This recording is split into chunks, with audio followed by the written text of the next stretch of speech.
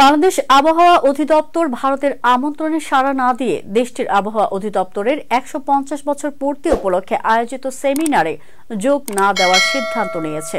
সরকারি খরচে অপ্রয়োজনীয় বিদেশ ভ্রমণের সীমাবদ্ধতার কথা উল্লেখ করে বাংলাদেশ এই আমন্ত্রণ প্রত্যাখ্যান করেছে। ভারতীয় সংবাদ সংস্থা পিটিআই এর বরাতে জানা যায়, সেমিনারটি ১৪ জানুয়ারি দিল্লিতে অনুষ্ঠিত হবে। এই অনুষ্ঠানে পাকিস্তান, বাংলাদেশ সহ আফগানিস্তান, মিয়ানমার, ভুটান, মালদ্বীপ, শ্রীলঙ্কা এবং নেপালের কর্মকর্তাদের আমন্ত্রণ জানানো হয়েছিল। পাকিস্তান অংশগ্রহণ নিশ্চিত করলেও বাংলাদেশ এতে যোগ দেবে না।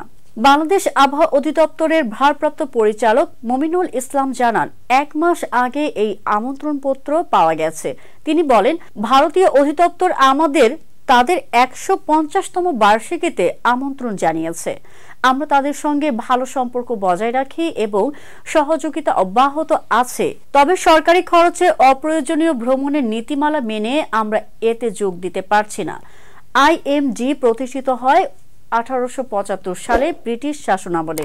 ১৫ জানুয়ারি তারা ১৫০ বছর পূর্তি উদযাপন করবে। ১৮৬৪ সালে কলকাতার সাইক্লোন এবং ১৮৬৬ ও ১৮৭১ সালের অনাবৃষ্টির পরিপ্রেক্ষিতে এই সংস্থা প্রতিষ্ঠিত হয়েছিল।